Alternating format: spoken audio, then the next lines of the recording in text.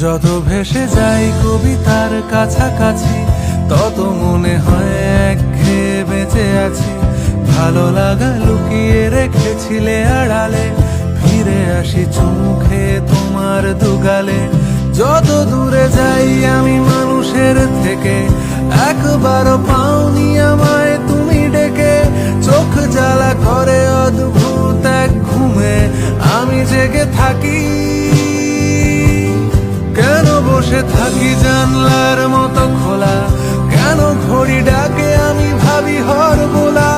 কত ক্ষোভে ভাগ করা আছি আমি জানি না, তাকে যেন ডাকি।